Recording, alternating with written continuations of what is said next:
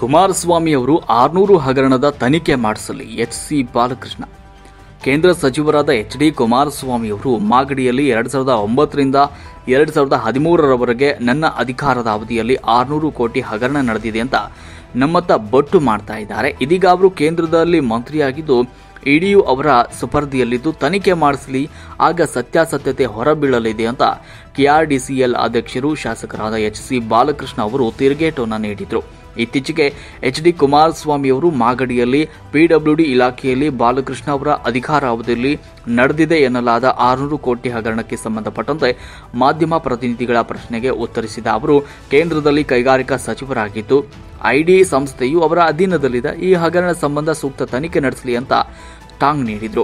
ಜೊತೆಗೆ ಮಾಗಡಿ ಅಭಿವೃದ್ಧಿ ಕುರಿತು ನಮ್ಮ ಸರ್ಟಿಫಿಕೇಟ್ ಕೇಳಿದ್ದಾರೆ. ಅವರು ಮಾಗಡಿ ಪಟ್ಟಣ ಅಭಿವೃದ್ಧಿ ಮೇಕೆದಾಟು ಯೋಜನೆ ಅನುಷ್ಠಾನಕ್ಕೆ ತರುವಲ್ಲಿ ಶ್ರಮಿಸಲಿ, ಆಗ ಯಾರಿಗೆ ಸರ್ಟಿಫಿಕೇಟ್ ಕೊಡಬೇಕೋ ಜನರು ಅವರಿಗೆ ಕೊಡ್ತಾರೆ ಅಂತ ಅವರು ಈ ಸಂದರ್ಭದಲ್ಲಿ ಹೇಳಿದರು. ಇನ್ನು ರಾಜರಾಜೇಶ್ವರಿ ನಗರ ಶಾಸಕ ಮುನಿರತ್ನ ಅವರು ಒಂದು ಜವಾಬ್ದಾರಿಯುತ ಸ್ಥಾನದಲ್ಲಿದ್ದುಕೊಂಡು ದಲಿತರು, ಒಕ್ಕಲಿಗ ಸಮುದಾಯ, ಗುತ್ತಿಗೆದಾರನಿಗೆ ಕೊಲೆ ಬೆದರಿಕೆ, ಹೆಣ್ಣು ಮಕ್ಕಳ ಬಗ್ಗೆ ಅವಹೇಳನಕಾರಿಯಾಗಿ ಅಪಮಾನ ಮಾಡುವ ಮಾತುಗಳನ್ನಾಡಿದ್ದಾರೆ.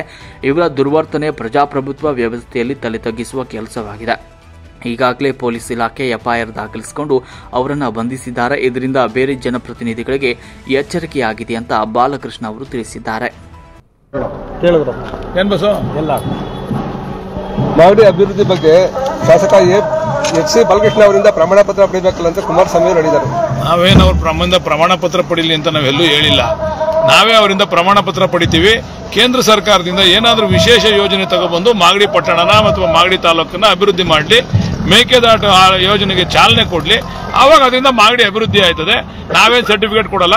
ಅವರು ಇವಾಗ ಸರ್ಟಿಫಿಕೇಟ್ ತಗೊಳ್ಳೋಕೆ ಕೇಂದ್ರ ಸರ್ಕಾರ ನರೇಂದ್ರ ಮೋದಿ ಹತ್ರ ಹೋಗವ್ರೆ, ಅವರೇ ಸರ್ಟಿಫಿಕೇಟ್ ಕೊಡಲಿ, ನಮ್ಗೆ ಕೆಲಸ ಆಗಲಿ ಅಷ್ಟೇ. 2009 ರಿಂದ 2013ವರೆಗೂ ಲೋಕೋಪಯೋಗಿ ಇಲಾಖೆ 600 ಕೋಟಿ ಹಗರಣ ಆಗೈತೆ, ಅದನ್ನು ಮುಚ್ಚಾಕೋರೆ ಬಾಲಕೃಷ್ಣ ಅವರು ಇವಾಗ ಕೇಂದ್ರ ಸರ್ಕಾರದಲ್ಲಿ ಇಡಿ ಎಲ್ಲ ಅವ್ರ ಕೈಲಿದೆಯಲ್ಲ, ಅದನ್ನು ತನಿಖೆ ಮಾಡಿಸ್ಲಿ. ಬಾಲಕೃಷ್ಣ ತಿಂದವನೋ ಕುಮಾರಸ್ವಾಮಿ ತಿಂದವರು ಅಂತ ಗೊತ್ತಾಗಲಿ. ಶಾಸಕ ಮುನಿರತ್ನ ಅವರ ಗುತ್ತಿಗೆದಾರರ ಮೇಲೆ ಶಾಸಕ ಮುನಿರತ್ನ ಅವರ ವರ್ತನೆ, ಅವರ ನಡವಳಿಕೆ ಯಾವ ರೀತಿ ಇದೆ ಅಂತ ನಿಮ್ಮ ಮಾಧ್ಯಮ ಮುಖಾಂತರ ನೋಡಿದ್ದೀವಿ. ಅದಕ್ಕೆ ತಕ್ಕಂತ ಶಿಕ್ಷೆ ಆಗ್ತದೆ. ಯಾರೇ ಆಗಲಿ, ಒಬ್ಬ ಜನಪ್ರತಿನಿಧಿ ಆ ರೀತಿ ನಡ್ಕೊಂಡ್ರೆ ಎಲ್ರಿಗೂ ಕೂಡ ಈ ರೀತಿ ಶಿಕ್ಷೆ ಆಗ್ತದೆ ಅಂತಕ್ಕಂಥದಕ್ಕೆ ಮುನಿರತ್ನನೇ ಸಾಕ್ಷಿ.